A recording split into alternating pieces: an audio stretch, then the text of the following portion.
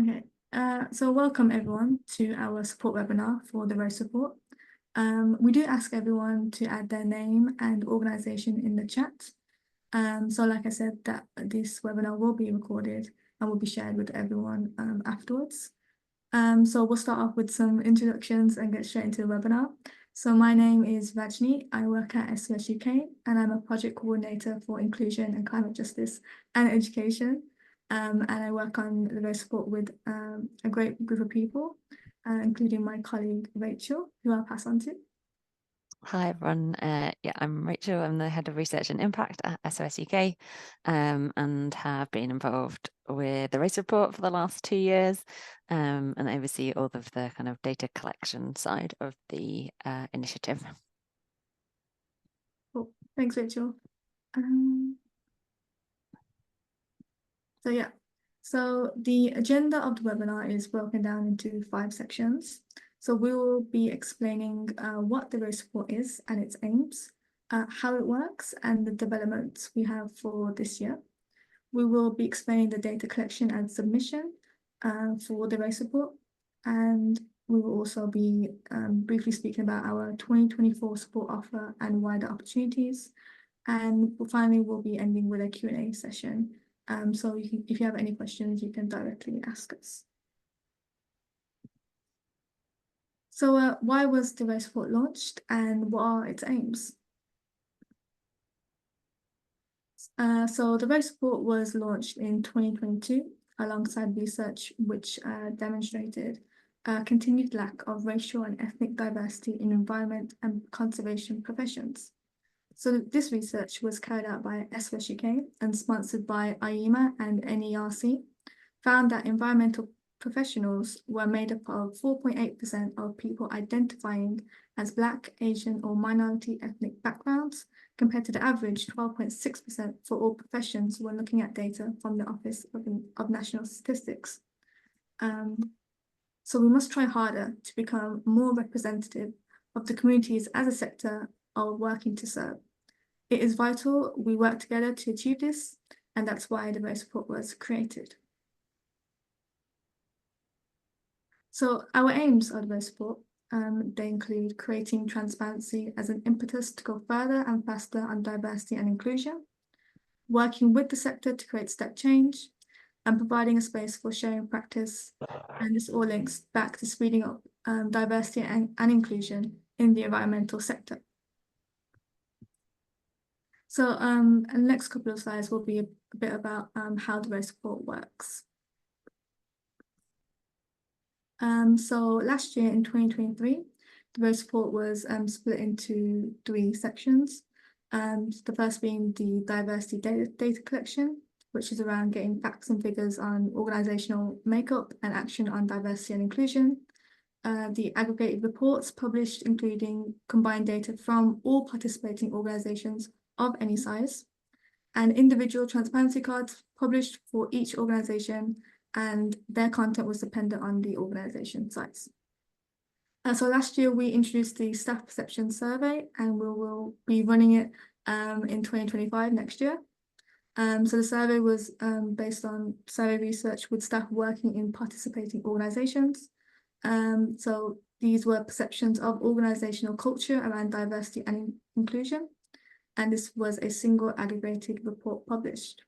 So this year, similar to last year, the race report will be still split into 3 sections of the diversity data collection, aggregated reports, and individual transparency cards.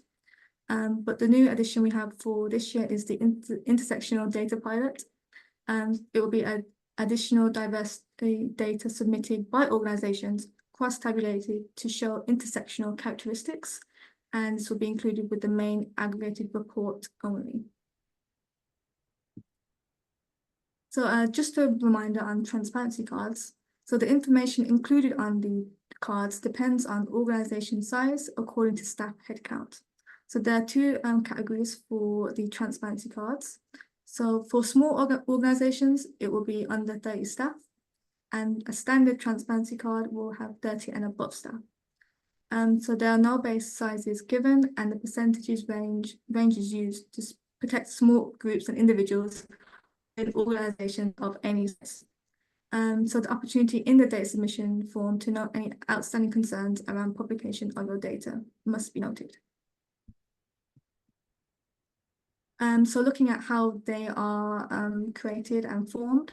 So the transparency cards are split into different sections. So just looking at the below area of the slide. So section A is admin and organization characteristics. So for example, organization locations, staff members, headcount, etc. Section B is the diversity data, which is gender, identity, age, ethnicity, race of staff and trustees. And section C, which is policy, strategy, and action, which is around activity delivered by organizations to progress equality, diversity, and inclusion.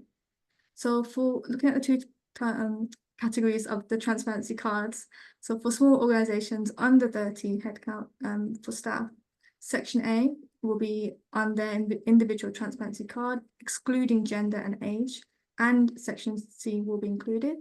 In the main report, aggregating data across all organizations with no organizations named, section A, B, and C.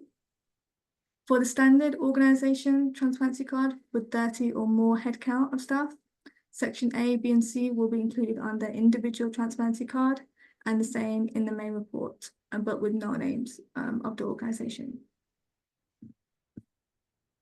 I'll hand over to my colleague Rachel. Thanks, Manjani.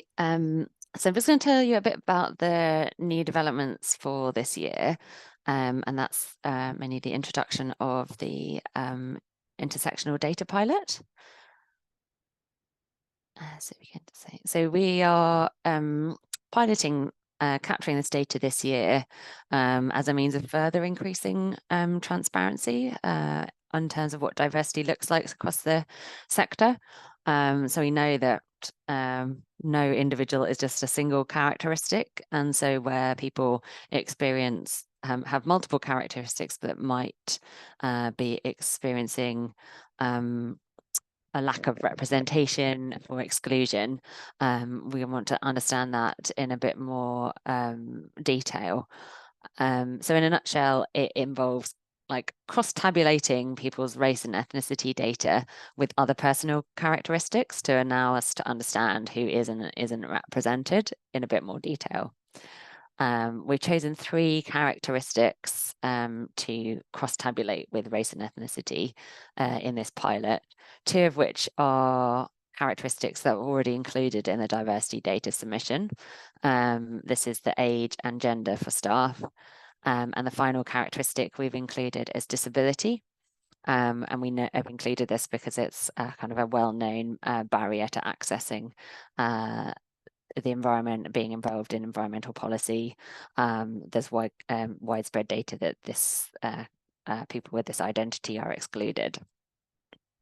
So they're the 3 characteristics that we're looking at. Just to try and bring that to life a bit, in case you're kind of wondering what does that actually look like. These are some example tables from the staff perception survey from last year. So you can see on the left-hand side, there's the kind of cross tabulations for people who do or don't identify as disabled. So in terms of the people who identify as people of color or from other ethnically minoritized identities, 27% of that group identify as disabled versus 23% of that group from white identities. So you can see that there is a difference in representation when you break it down according to that different characteristic. The same with age. You can see that there's a variation in representation in the different age categories when you look at whether people identify as people of color or other ethnically minoritized identities in comparison with white identities. For example, like 38% of people of color and other ethnically minoritized identities in the age category of 25 to 34, only 31% from white identities are in that age category. So hopefully that gives a bit more of an idea of what we mean when we're saying cross-tabulation. In terms of your own staff, a useful way of thinking about it might be that if you have, say, 5 members of staff who select the identity of Arab in your kind of data collection process. We'd like to know whether there might be 3 of them that identify as women and 2 as non-binary. So it's kind of breaking it down within a bit further detail. So next slide, please, Rajni.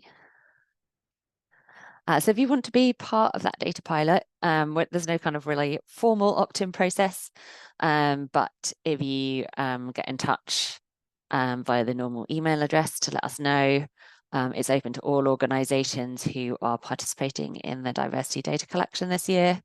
And as Rajni outlined, that data will only be in the aggregated report. We won't be including it in the transparency cards, because kind of breaking down the data to that additional level of granularity would kind of risk people being identifiable. And that's something that we try to take measures against happening. So yeah, that's the kind of it in a nutshell. If you're wanting to discuss in a bit more detail and get some advice on how you kind of the practicalities of getting to that data from what you collect, then we'd be happy to try and help. So do just drop us a message if that's something you want to discuss further. I think I'm going to pass back to Rajneet now, who'll go through a bit more of the detail on how to submit your data. Thanks, Rachel. So yeah, few next slides will be about completing your data submission to the race report. Okay, so there are 3 suggested stages to submitting your data, and they're broken down into 3 sections. So the first one is reviewing the list of data points required for the data submission, which is found on our website. The second section, collecting or collating your data for your organization.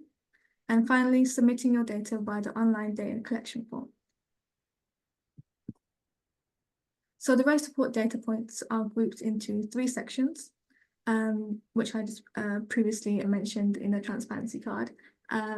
But section A is around administration and organization characteristics, which is mandatory.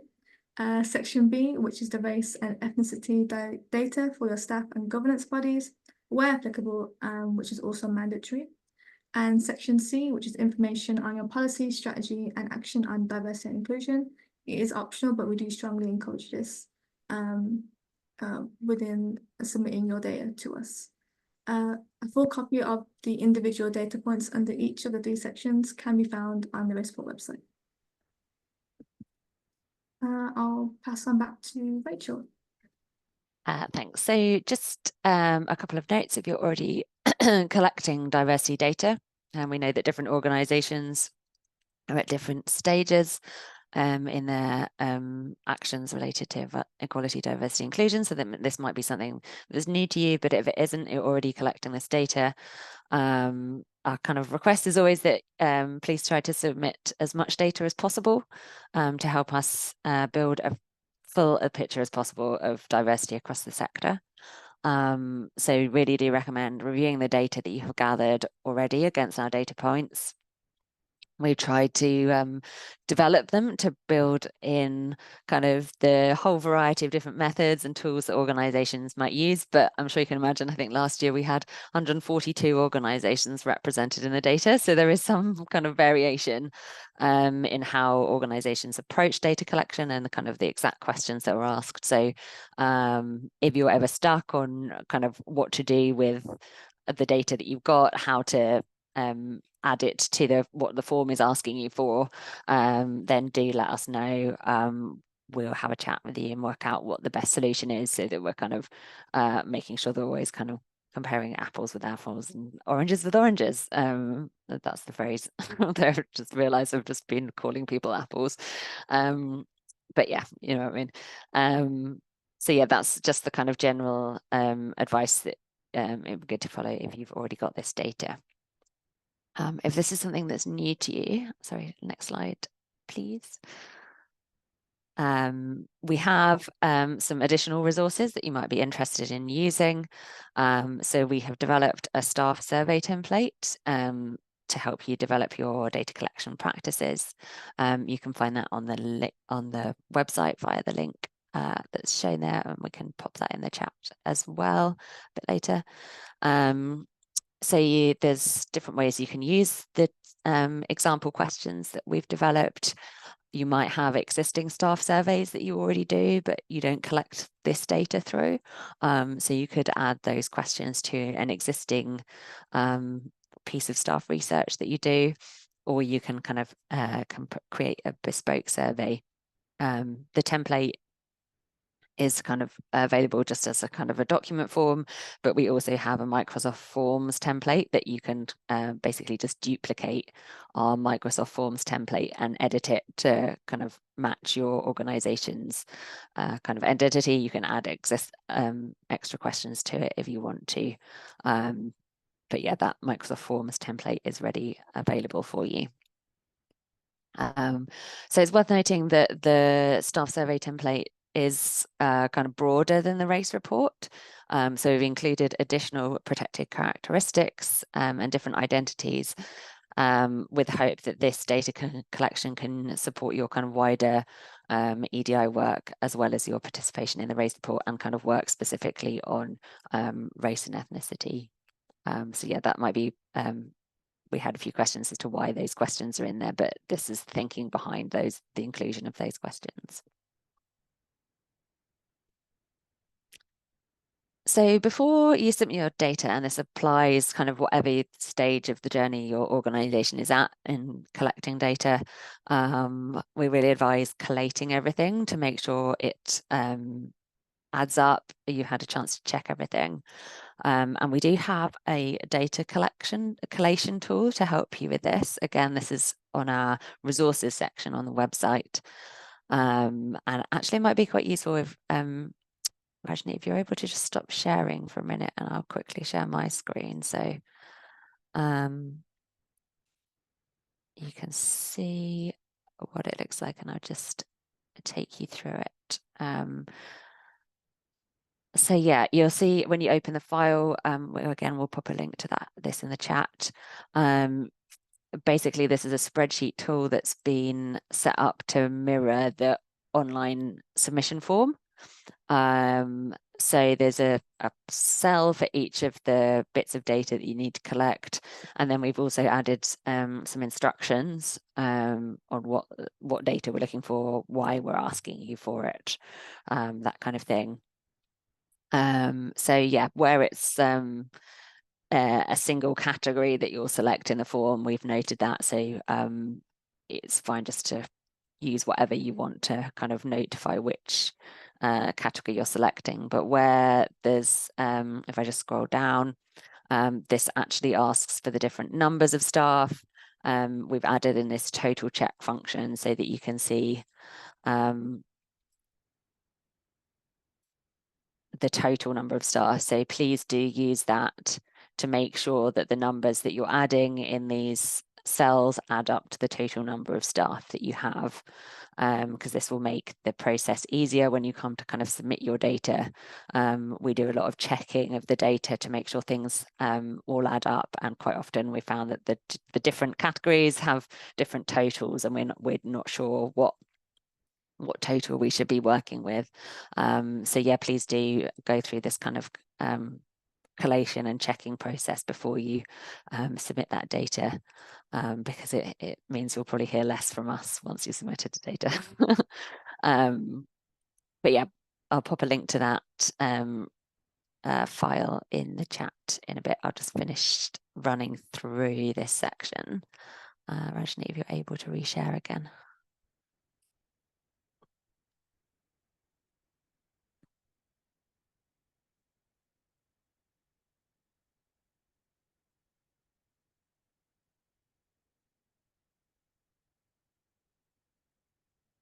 I think it's on presenter view, but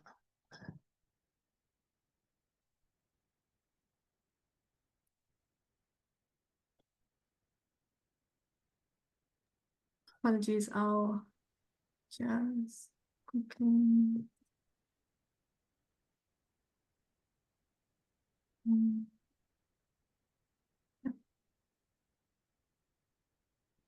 I think I'm handing over to you now anyway, aren't I? I Or think shall I do? Yeah. Um, cool. Anyway, so yeah, once you've got through that data collation, you can navigate to the submission form, which is the big green button that we now have on the top of the screen. If you click on that, that will take you to the online form where you can submit your data once you're ready. It's worth remembering that unfortunately we don't have the capacity within the form for you to save your submissions. So please do make sure that you have everything that you need ready when you start that submission process, because unfortunately, if you stop halfway through, it won't be saved. So just a warning ahead of that.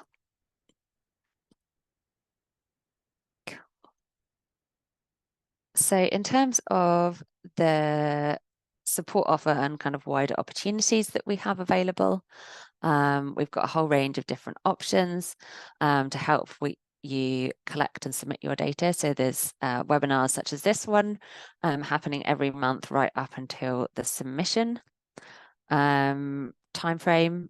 And just because you've come to this one today doesn't mean you can't join another one if as you start to work through this, you have additional questions, feel free to just join any session you like. And we can also arrange one-to-one calls with you if that's something that you'd kind of need some extra support with.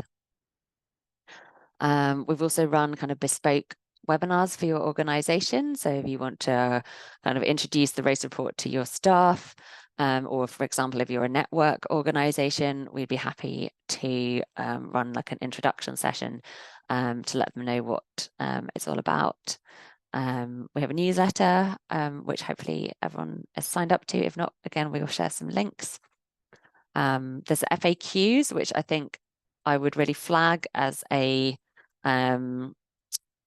really useful resource. So we've kind of taken note of the common questions that we get asked in the first and second years of the campaign, and put all of our answers in a handy page together. That's on the resources section of the website as well. And then, yeah, that resources hosts all the data collection tool, data lists, all the kind of links to these things that I've been talking about. But yeah, we're always at the end of an email. So if you can't find anything, even when you're looking around on these pages, then do just get in touch.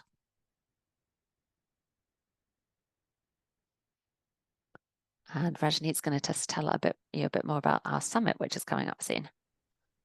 Thanks, Rachel. So yeah, we have the Race Summit coming up on the 12th of July, 2024. So this will be taking place in London at University College East in Marshgate. We'll share a link in the chat for you to register and have a read through a bit about the summit on our Eventbrite. But this is the first event of its kind, where we'll be talking about positive challenge and collaboration in supporting the drive for a more inclusive and diverse sector. So the summit will be broken down into a variety of different workshops, sessions, some networking opportunities as well. So yeah, we encourage everyone to come along and meet different people from within the sector. And yeah, it's a great event to come to. And yeah, on the 12th of July from 10 till 6, University College East in Marshgate.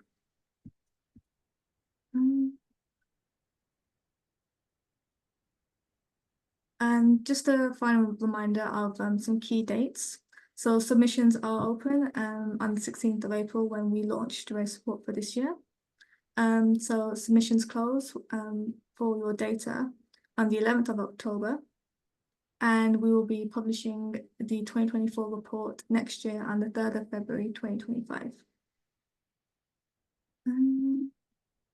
And that's it for our presentation. Were there any questions? I'll stop the recording as well.